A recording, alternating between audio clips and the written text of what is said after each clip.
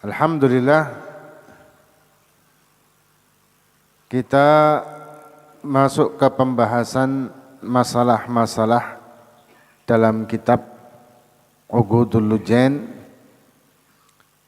yang disusun oleh Al-Imam Syekh An-Nawawi, dan kita masih di pembahasan tentang masalah huquqiz zauj wajib 'ala zaujah. Haknya seorang suami yang wajib dipenuhi oleh istrinya. Jadi seorang suami yang wajib dipenuhi oleh sang istri. Apa saja? Dikatakan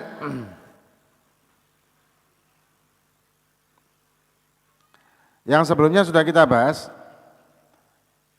bahwa perempuan itu, wanita niku atau seorang istri wajib untuk dia menjaga dirinya, menjaga hartanya dan harta suaminya. Dan wajib juga untuk, seperti dikatakan oleh Imam Ali ya, seorang wanita itu kan beda dengan laki dalam kodrat. Nah, ketika kita menempatkan diri kita kepada kodrat, maka kita akan selamat dunia akhirat, itu dia, pokoknya itu. Dan juga akan ada kebahagiaan di situ. Dan kemudian dikatakan di sini wayam bagi antu arifannaha kal mamlukah lizauj. Ini kalau dipelajari dengan atau dibaca dengan tanpa ilmu kadang, apalagi zaman sekarang ya. Dan seyogyanya untuk diberi pengetahuan istri tersebut bahwa dia ini milik suaminya. Ya, jadi dia milik suami. Fala tatasarraf fi syai'in min malihi illa bi'idnihi. Tidak boleh seorang istri untuk membelanjakan harta suaminya tanpa izin suaminya. Ya, tanpa izin suaminya. Kemudian dikatakan bahkan bal qala jama'a minal ulama inna la tatasarraf aidan fi maliha illa bi'idnihi. Juga seorang istri tidak boleh untuk membelanjakan uangnya pribadi tanpa izin suami. Bukan berarti uang istri milik suami. Nah, uang istri bukan milik suami. Ya tadi para lego nih. Para ibu lego, waduh alhamdulillah berarti duitku gak kotor. Beda dengan seorang suami kan. Kalau seorang suami, uang dari suami, ya, uang dari suami itu tidak sepenuhnya milik suami. Ya, tidak sepenuhnya. Berarti ada haknya istri untuk nafkah. Jadi perlu dipahami, uangnya suami ada bagian punya istri. Bukan uangnya suami adalah uangnya istri. Paham ya? Dalam artian begini, karena ada kejadian nih. Tapi itu bukan suatu hal yang larangan sih. Ada kejadian, ada seorang suami, dia memberikan seluruh gajinya kepada istrinya. Misalkan gaji berapa 6 juta per bulan, langsung kayak kabeh nang istrinya. Boleh enggak? Ya silakan. Kalau kesepakatan suaminya enggak masalah. Nah, cuman jadi masalah di situ ketika si suami pingin macam-macam, pingin beli bensin atau apa jajan apa segala, mintalah dia sama istrinya. Ini kadang-kadang bikin masalah. Bikin masalahnya apa? Kadang-kadang istri itu merasa bahwa iki duitku kok dijalui. Kemudian apalagi kalau istri yang Masya Allah hemat. Gak ngomong medit ya, hemat. Hemat tapi medit bodoh apa bodoh. Atau damel apa mas? Atau mau beli apa? Mau beli bensin? Sudah usah beli bensin, nunut koncone aja nang kantor. Kayak itu rokok, jaluk koncone aja rokok cek wirid. Nah, kayak gini kan akhirnya timbul masalah kan. Dan memang ada beberapa kejadian katanya sih wallahu alam ya. Akhirnya menimbulkan masalah.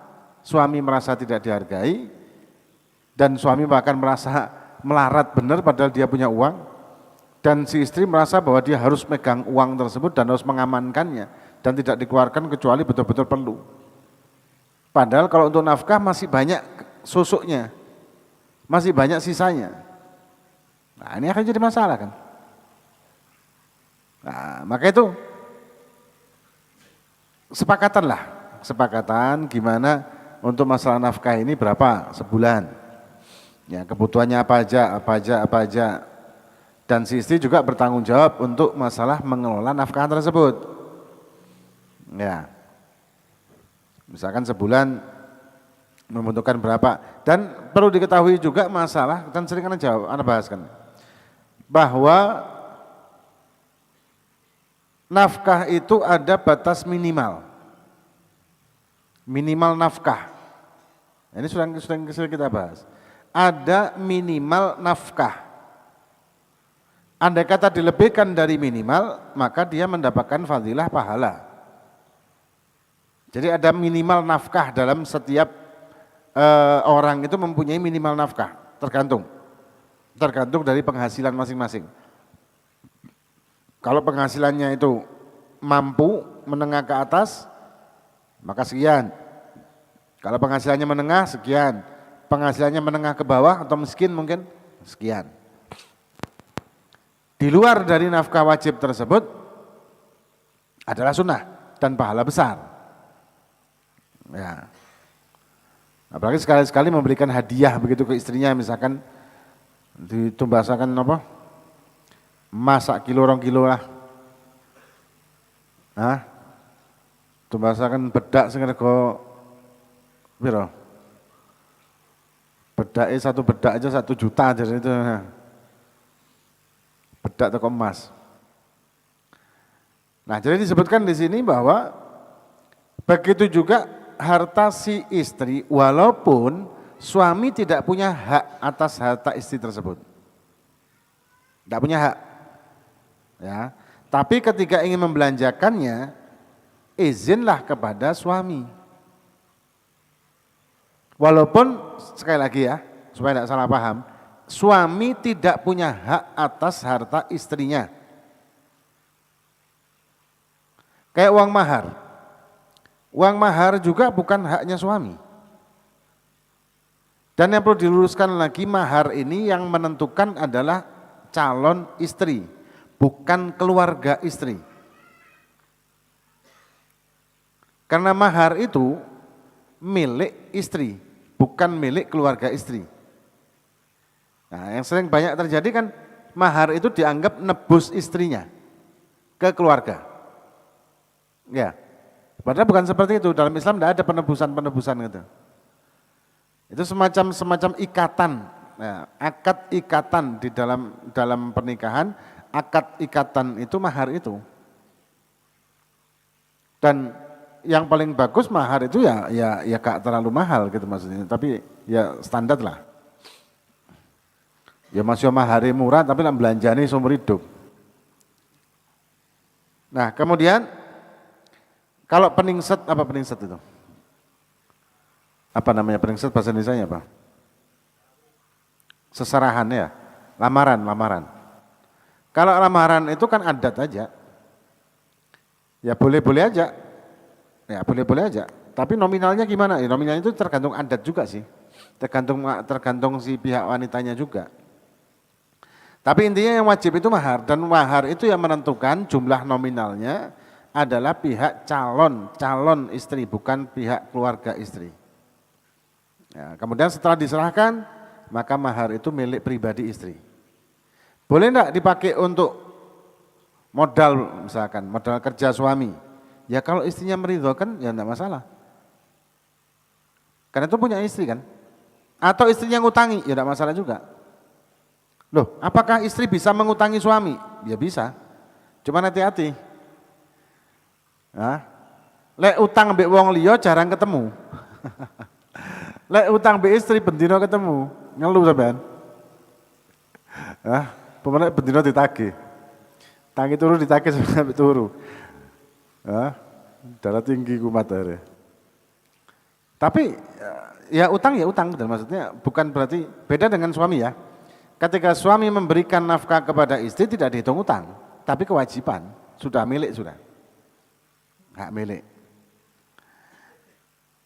Nah, tapi kembali lagi ya. Tapi la tatasarraf aidan fi maliha illa biidnih. Tidak membelanjakan hartanya si istri, hartanya istri kecuali dengan izinnya suami.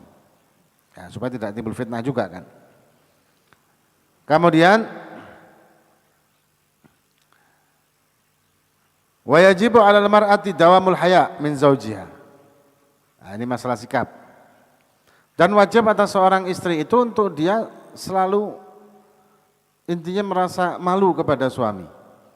Wa ghaddu tarfiyah, dan menundukkan pandangannya. Kada mau di depannya suami. Ya, jadi semacam apa ya? Seorang istri itu biasanya kan malu-malu itu manten anyar. Tapi sudah anak siji, loro, telu, papat, lima, waduh wis. Kadang suami dipendeli telat mulai. Nggih. Nggih napa mboten? Duh. Ibu sing jawab. Berarti iya berarti. Ya nasibnya sampean berarti. Makanya lek mulai niku aja tangan kosong. Pulang itu bawa hadiah. Opolah ngoten seblak ta apa ngoten. Kan biasanya seneng seblak ibu-ibu. Nah, kemudian jadi menundukkan pandangan, jadi tidak menantang dengan pandangan kepada suami. Tidak merasa bahwa dia ini juga punya hak dan kemudian dia semena-mena. Tapi juga suami jangan semena-mena juga. Istri jangan semena-mena dengan suami, suami juga jangan semena-mena dengan istri. Saling menghormati. Dan masing-masing menunjukkan hak dan kewajibannya, berusaha untuk memberikan hak dan kewajiban masing-masing. Ya. Kemudian watta'ah li amrihi, dan wajib bagi istri untuk taat kepada suami selama bukan ketaatan melanggar Allah dan Rasul, melanggar agama. Misalkan suaminya kepingin istrinya tersebut dandan di rumah, ya dandan. Tapi ketika si suami menginginkan istri dandan di luar rumah, yang bisa menimbulkan fitnah dandan tersebut tidak wajib dituruti. Atau istrinya misalkan diminta suami untuk nemui tamu laki, ya konconya suami, kanu tolong kancanan nasi aku tangan jeding, tidak boleh dituruti, tidak boleh dituruti. Tapi kalau tolong bikinkan kopi, ya silakan. Ya, jadi perintah suami itu wajib selama tidak melanggar perintah syariat. Kalau melanggar perintah syariat, ya jelas hukumnya haram dituruti. Ya.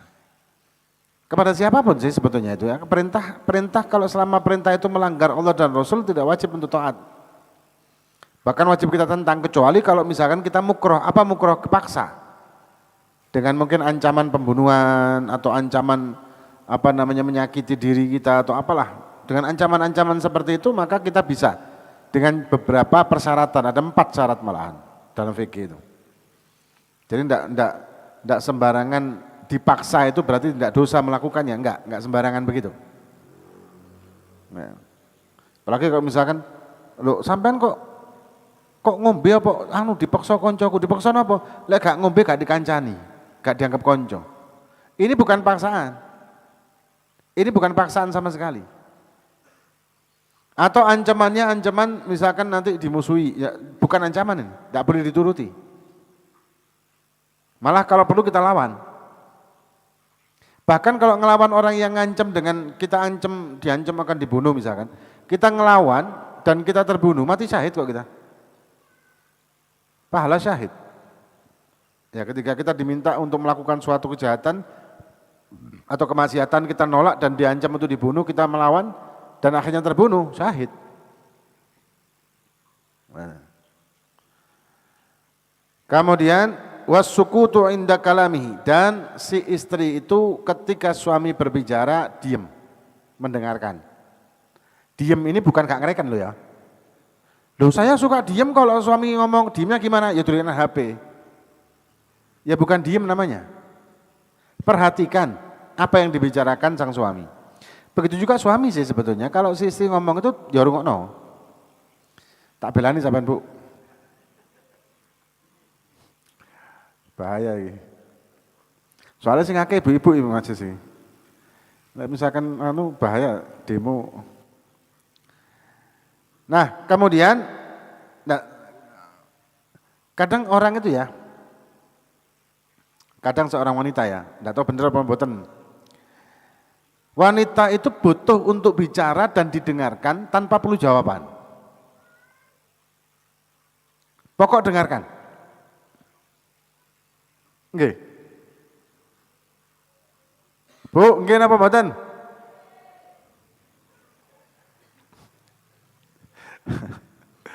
Hanya ingin didengarkan. Walaupun tidak dijawab. Keluh kesahnya dia, begini begitu, macam-macam. Hanya ingin didengarkan. Bukan untuk nyari solusi, kadang seperti itu. Ya bukan seperti itu terus ya, tapi kadang seperti itu. Ya kadang juga ingin solusi.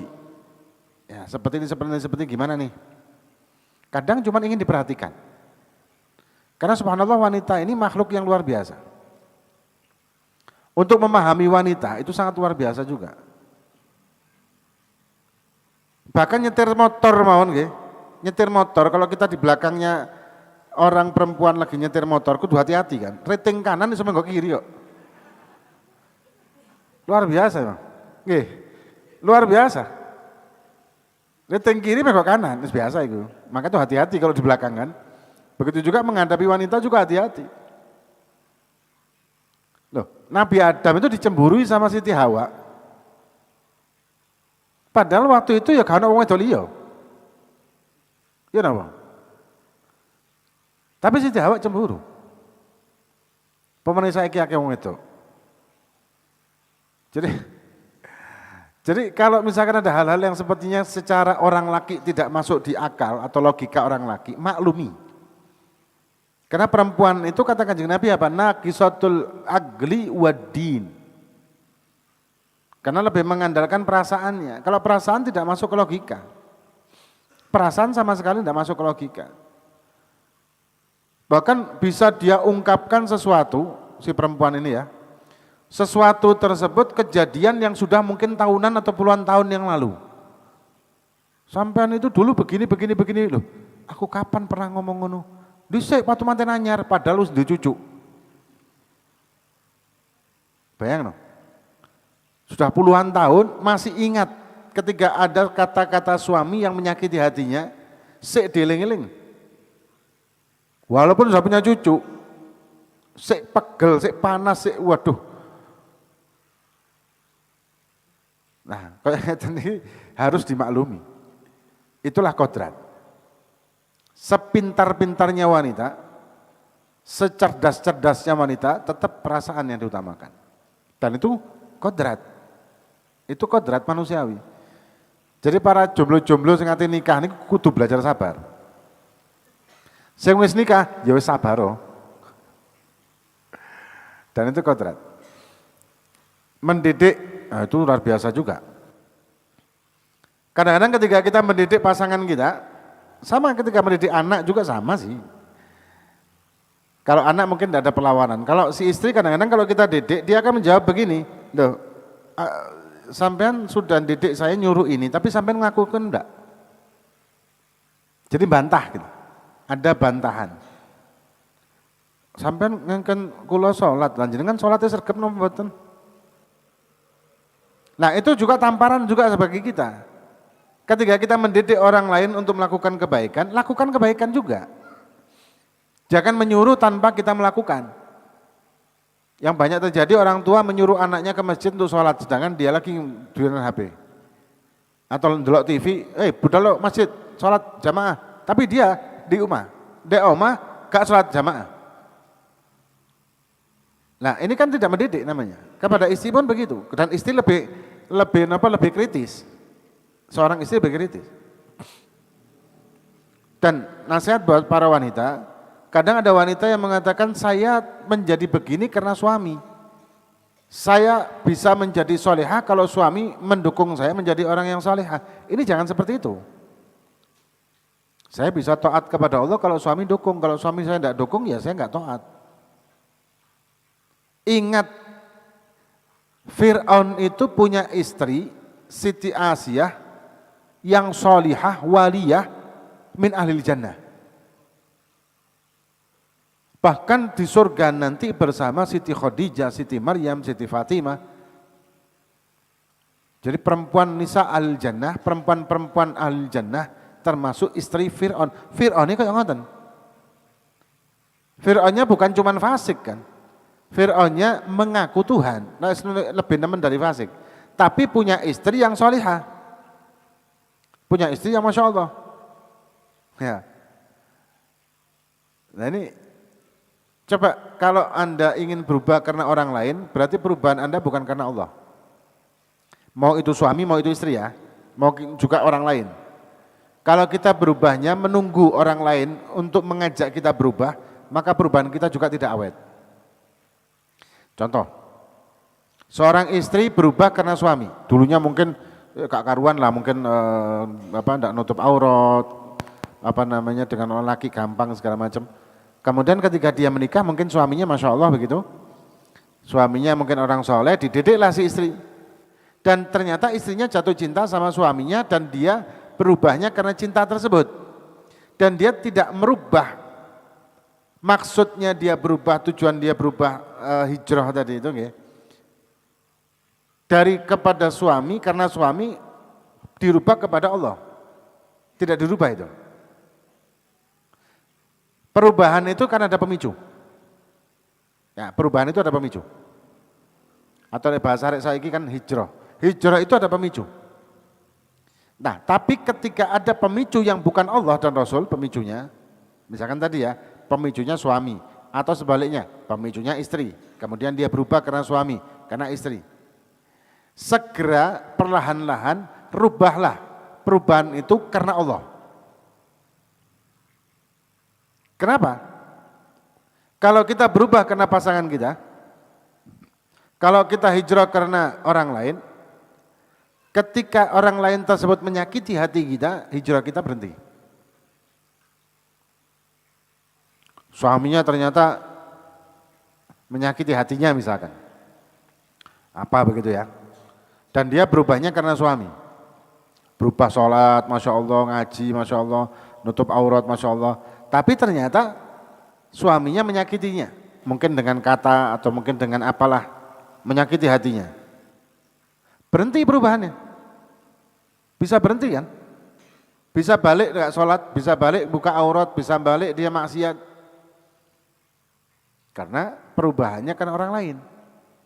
Tapi kalau perubahannya karena Allah, kesolehannya karena Allah, kesolehannya karena Allah, kewaliannya karena Allah, ketaatannya karena Allah, maka walaupun pasangan hidupnya berubah, dia tidak akan berubah kepada Allah.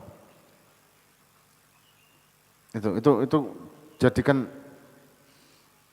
pelajaran dan teguran kepada diri kita, dan coba tanya kepada diri kita ketika kita sudah berubah. Berubahnya kenapa? Kalau berubah karena pasangan kita, maka berusahalah untuk merubahnya karena Allah. Ya, supaya istiqomah. Kemudian wal qiyam inda gudumihi wa khurujihi. Dan sunnah untuk berdiri ketika suami akan pergi dan mengantarkan suami ke pintu misalkan, sunnah, pahala besar itu. Dan ketika suami datang menyambutnya dengan berdiri, itu sunnah. Dan Masya Allah, luar biasa. Pahalanya Masya Allah loh seperti itu. Di samping itu suami ini Masya Allah juga, dia merasa rumah tangganya ini, di rumahnya ini rumah yang nyaman bagi dia. Ketika dia keluar diantarkan sama istrinya sampai ke pintu misalkan, kemudian diiringi dengan salaman misalkan, cium tangan, ada perasaan rindu kepada suami tersebut untuk kembali, karena mendapatkan kenyamanan tadi.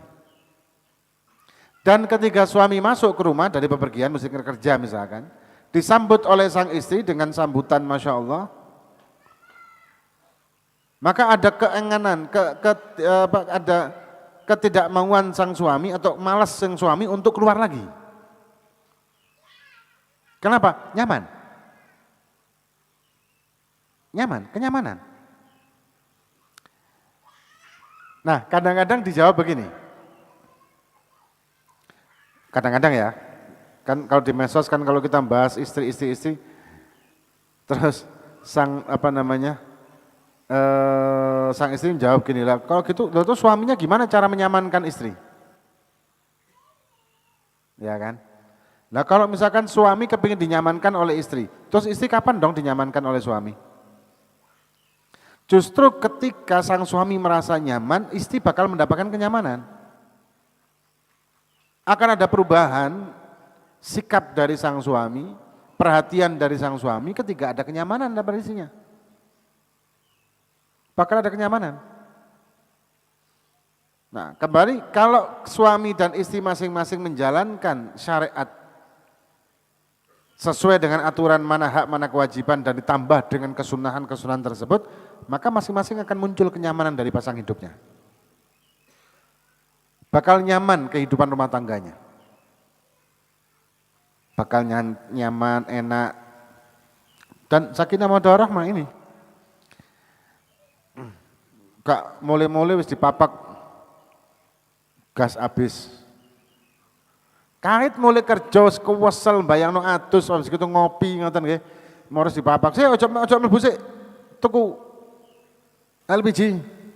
Tuku iki beras entek. Anu entek iki entek. Atau kait mlebu wis diomeli. Diomeli sampean iki apa sih mulai kok yamene anu. Tambah. Kudu metu mana kan? Hah? Atau ketika dia berangkat kerja istrinya cuek atau mungkin gak ngantarkan, gak ngucapkan selamat jalan gak atau gimana, gak ngucapkan doa aja selamat atau apa. Paling enggak ucapan hati-hati nggih. Niku sudah membuat nyaman kok suami. Tapi di jarna budal, ya budal loh. Golek duit sing akeh. Jok mulai lek gak duit. Turu ndek embong nek gak duit. Ya metu ya malas balik. Metu ya malas balik kan. Enten sing ngoten iki.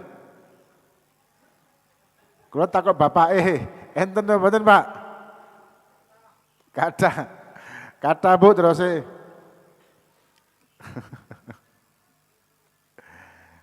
Kemudian jadi inda kudumihi wa khuruji dan sunnah hukumnya. Wa urdu nafsalahu indan naumi wa jadi wangi-wangian, jadi menghiaskan dirinya untuk sang suaminya. Berhias ya. Berhias untuk suami ini pahala besar. Macak untuk suami pahalanya luar biasa. Kemudian pertanyaan, kalau macak atau berhias untuk atau make up untuk suami pahala besar, terus ongkos make upnya dari mana? Nah, kan biaya salon misalkan, biaya salon kan lumayan. Ya, biaya salon, beli make up, beli apa jengnya? Skincare. Beli bedak, beli ini, beli itu segala macam, bisa puluhan juta terus ya. Puluhan juta, katanya begitu ya. Nah, yang beli siapa nih? Uangnya siapa? Ya suami lah. Kalau suami kepingin istrinya itu tampil menarik, ya kasih yang menarik, yang bisa membuat menarik. Duh mahal, ya ono rego ono rupa rek. Bedak 10.000 telu ya gak sebanding dengan jutaan. Tapi intinya si istri tersebut ketika dia berusaha untuk berhias kepada suaminya, maka pahalanya luar biasa. Nah modal berhiasnya ini dari mana? Ya suami. Nah, jadi para ibu-ibu nanti lupa ditagih duit skincare, duit. Cari bapak-bapak ketun aku ngejak bojoku ngaji bang. Kemudian memakai wangi-wangian, membersihkan mulutnya, ya memakai wangi-wangian, ini sunnah kalau di rumah. Memakai wangi-wangian, mau tidur wangi-wangian, atau pakai misik, pakai bukhur, atau apa namanya, di rumahnya atau di kamarnya dikasih kayak apa, semacam dupa kan kayak bukhur itu, atau dikasih wangi-wangian lah pokoknya seger-segeran ngoten di kamarnya, walaupun sudah manten bertahun-tahun nggak manten anyar mana, nggak masalah, malah pahala seperti itu, ganjaran. Suami pun demikian, ketika dia datang dari keluar dengan keadaan yang bau kotor apa segala macam, segera dia membersihkan dirinya di hadapan suami istrinya, dia tampil menyenangkan di hadapan istrinya. Ojo suami ndek oma gawe kaos sing bolong-bolong, celonan pendek sing wis dhisik kerwis putih saiki ireng. Ya ndak lah. Sama istri juga begitu, berhias kepada suami pahala, suami juga tampil rapi dan baguslah di hadapan istri juga pahala. Kemudian wa dawamuz zinah bihadratihi wa tark wa indat ghibatihi.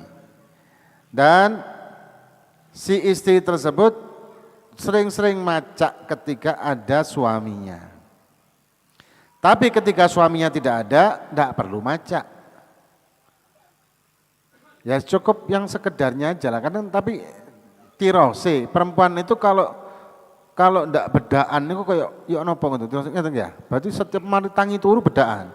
Mari mangan bedaan. Mari salat bedaan, delok TV bedaan, kuwabe bedaan. Makane bedak iku tak entek terus. Karena kodratnya katanya begitu ya. Betul ya? Kadang kita bingung kenapa sih kok perempuan bedaan, padahal kita orang laki enggak bedaan juga enggak apa-apa. Orang perempuan kan terus ayu loh, padahal putih, ayu, masya Allah, tapi sih gak iso lek gak bedaan.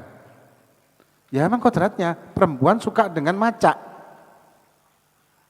Nah tapi jangan berlebihan macaknya ketika di rumah tidak ada suami. Ketika ada suami, macaklah yang masya Allah begitu. Tapi ketika tidak ada suaminya, jangan macak berlebihan, biasa aja lah. Gua orang macak berlebihan ketika tidak ada suami, akhirnya jin-jin lanang sing seneng. Ya apa? Ya apa? Ah, di oma kena kejine kan, mesti kan jinnya di mana-mana ada. Delok iki gak ono wong sing lanang tapi macake masyaallah jine. Sing kan insyaallah. Nah ini jadi ketika kita memperlakukan pasangan hidup kita sesuai dengan aturan syariat, baik wajib maupun sunnah, maka kita sendiri akan membangun kebahagiaan untuk diri kita. Di samping kita membahagiakan pasangan kita, kita juga akan bahagia. Dengan kita membahagiakan orang lain, kita akan bahagia. Kita membahagiakan orang lain, kita akan bahagia. Itu kuncinya. Wallahu a'lam bishawab. Ada pertanyaan?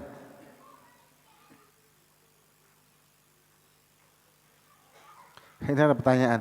Kalau istri bosan dan mau menenangkan diri jadi TKW gimana?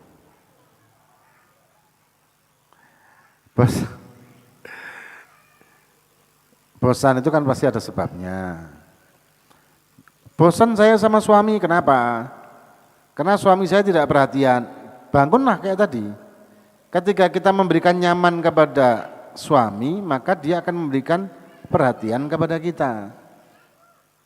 Intinya ada kita berikan nyaman dulu lah kalau kita ingin nyaman. Intinya begitu. Tapi tetap lakukan itu karena Allah. Itu kunci utama, karena Allah dan karena Rasul. Nah. Atau karena, saya bosan sama suami karena wajahnya tidak seperti yang di Korea-Korea itu. Ya wis gawe filter mari ya. Jadi kan sekarang ada foto yang bisa apa? Orang ireng jadi putih loh. Wong elek jadi ganteng, wong elek jadi ayu, kan ada toh. Ya wes kalau memang seperti itu ya apa caranya?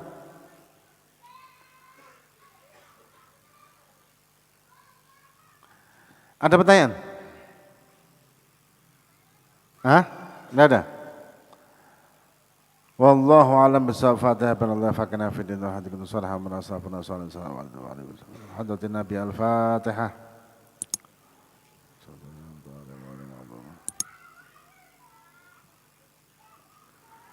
اللهم بحق الفاتحة وصال الفاتحة بركة الفاتحة دوك منك سمعون متبعنا كتب اللهم استعان بنا فنتب الله السلام والعافية وأدل الأمر في طاعتك يا أرحم الراحمين يا أرحم الراحمين يا أرحم الراحمين ارحمنا وصلى الله على سيدنا محمد وعلى آله وصحبه وسلم الحمد لله رب العالمين.